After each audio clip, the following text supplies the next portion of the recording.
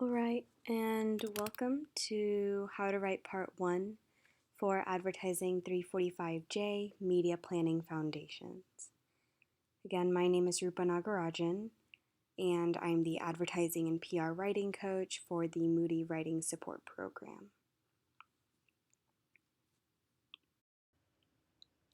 This is just an overview of this presentation here.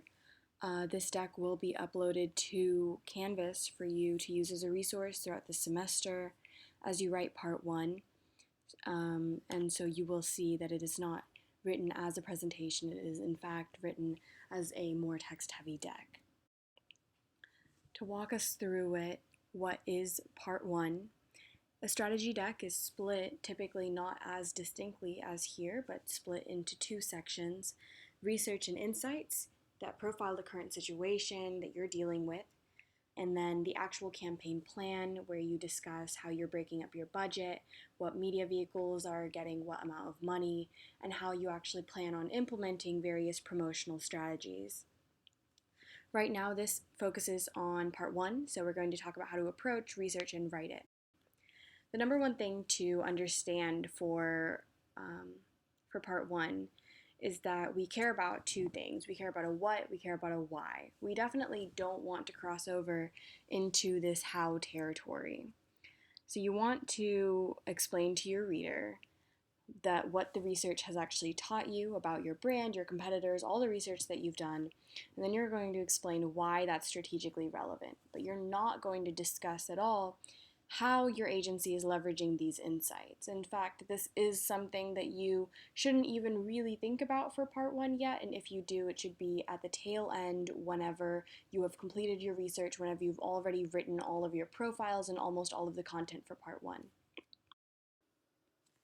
So the biggest question here, of course, is where do you even begin on a monster of a plan like this, especially when you haven't done it before? And Part 1 and the section headers that you already have, like brand profile and competitive profile, already tell you a lot of what's required. And this presentation doesn't cover all of that, so make sure that you are definitely making a little checklist of everything that you need to make sure that you're covering all your bases. Part 1 is really about showcasing insights that you have derived from the research that you've done that will later become relevant for your actual strategy. And so you should always think, and this is something that I emphasize throughout this presentation, about the strategic relevance of the information that you're finding. Starting off with your research, the first step of research here is to do a very broad, all-encompassing dive into all of the types of research, all the types of information that you need regarding your brand and your geography and your demographics of the people who live there. This is really just to acquaint yourself with the overall situation and should not at all be something that you're approaching from an idea of what you think you already know. You should go into this as if you are walking into something completely blind. Make sure that none of your assumptions about any of these topics are getting in the way of your discovery of new information that could be very important. Then you're going to dig into pertinent information. This is a deeper dive into things that you find relevant, so don't just leave it at a demographic level. Dig into the psychographics of the people in your locale. This is really just about making sure that your research is not just wide and encompassing, but deep as well, so that you can actually, for the third step, form connections between the information you have and the required sections for Part 1. This is when you categorize what information goes where. Information about competitors, for example, clearly go into the competitive profile section, but information about your brand and the brand philosophy don't just belong in the brand profile. It's also relevant for your overall situation analysis and for simply showcasing to your client that you do have a firm understanding of the brand overall, which is always more appealing. Then, of course, you're going to move to your writing, which is where you're going to be reporting your facts and your findings, and especially your insights for part one, making sure to tell us why you're including what you are. So this is a page of research reminders that you should definitely keep in mind as you do your research. The first thing is that everything that you are getting from an external source needs to be cited through footnotes, which is the industry standard. So make sure that you're keeping track of your sources as you're doing your research and you know where you got all your information from. I have both a format and an example at the bottom of the slide here for you to reference whenever you need to.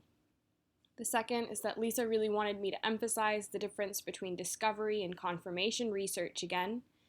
You've heard of this, but of course, part one is all about keeping an open mind and making sure that you're not approaching your research through the scope of assumptions that you've already made or strategies or plan that you've already formulated, because that's not what you're doing yet.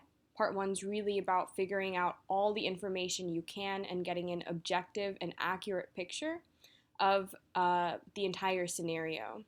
So avoid confirmation research, and also recognize that the quality of your research matters, because it's also about how you interpret your findings rather than just the sheer quantity of it. So I've mentioned strategic relevance during this presentation so far, but the big question is, how do we know whether something's strategically relevant or not?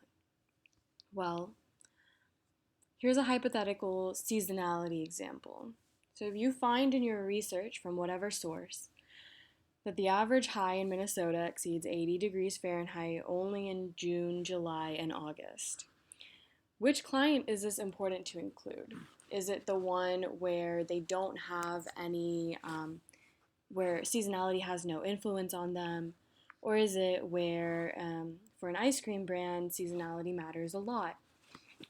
Sometimes things won't be as clear cut as this, and you will have to dig into your brand and the product category to figure out whether information that you find is relevant or not, which is why it's important to combine your insights, to combine your findings and form insights from them. And so it's not expected of you to be able to look at a single piece of information and to be able to derive an insight from that single piece. It's all about combining your findings and learning as you go.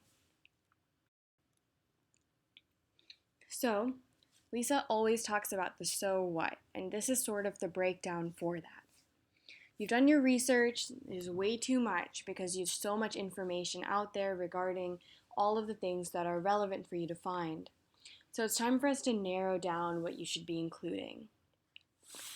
If you ask yourself, so what, for every single one of your findings, then you get to the answer of what's actually relevant to the situation. Combine your findings into insights, as I was saying, and then explain them. So for example, if I have that the average high in Minnesota exceeds 80 degrees in the summer months, then I'm combining that finding with another finding that told me that ice cream sales increase when it gets over 80 degrees outside. I cite both of these sources and I combine them into a single sentence that tells me the why I'm including the fact that the average high in Minnesota is this temperature and the fact that ice cream sales can increase whenever it gets hot outside. And so just by asking so what, I'm able to determine that this is a piece of important information for me to include by combining it with another finding, and then I talk about it and I answer why. So this kind of reiterates what I was just saying, but just for everyone to keep in mind, the biggest part one pitfall is too much show and tell and too little strategic insight. It is 100% super important for you to talk about why. So you start with, what did you find? This is the fact that you've learned. This is everything that you're pulling from various sources that get cited. Then you explain, what does it mean? Very often this is self-explanatory in what the finding actually is, and so this isn't always a necessary step. but your client often doesn't have an advertising background, and so you should make sure that all your terms, all findings are either self-explanatory or explicitly defined. Make sure that there's nothing in your deck that can trip up someone who doesn't have the knowledge that you do. And finally, the why that I keep emphasizing. This is the place where you answer what insights can be derived from this fact. Why is this fact actually in the deck? Why am I including this? How might this come into play later when you're planning your strategy? But keep in mind, this is not the place to talk about potential strategies that this could affect. This is really to say, all right, our brand has a strong social media presence. That is a fact about them. Why are you including this? Because it could be leveraged later on. You should not stray into the territory of saying this is a good way to leverage our online presence, or our social media following can give us organic impressions. All of that comes for part 2. Digging into 3 specific sections now, starting with the brand profile. The brand profile establishes the current client position within their market, their product category, what the product variables are, and what the brand philosophy is, so that you can make sure that you're not going against it. Doing your research here is very important because your client will not look at a deck that does not appeal to them and what they feel about their own brand. So considerations include, but are not limited to, what's being done best right now and why is it working so well? What are they doing right now? Where can they improve? Make sure you're not discussing the how. How are they currently positioned? What are their strengths and weaknesses? Some people do a SWOT analysis here. Some people just write it out in a more narrative form. Anything is fine. Your competitive profile establishes who the competitors are that you're discussing, the primary, secondary ones, their relative strengths and weaknesses compared to your brand. So here you're discussing not just who your competitors are, but it's also about identifying the position that you have in your market. Are you a leader in this space? Are you a disruptor? That kind of thing. Don't talk down to competitors if you're clear leaders in the space. Make sure you discuss the why again, of why you've chosen these competitors. Why are they the ones that your client needs to look out for the most? And also note that direct and indirect competitors can both be relevant. It's important not to overlook someone, say not in your product category, if they are the biggest restaurant in your locale. The target market definition is what I consider to be the most important part of your part 1, if not your deck overall, because all media efforts in part 2 will be geared towards your target market. This is one of the things that can make or break your deck. So this should be done after the brand and product, geography, competitive profiles. Make sure that those are finished because your target is derived from all of the insights and your findings from those previous situation analyses and profiles. So make sure that your target is a combination of people who have access to your client's product as well as people who are interested in it. Your target can't be someone across the nation. It also can't be someone who absolutely has no interest in ever eating at your restaurant or interacting with your product at all.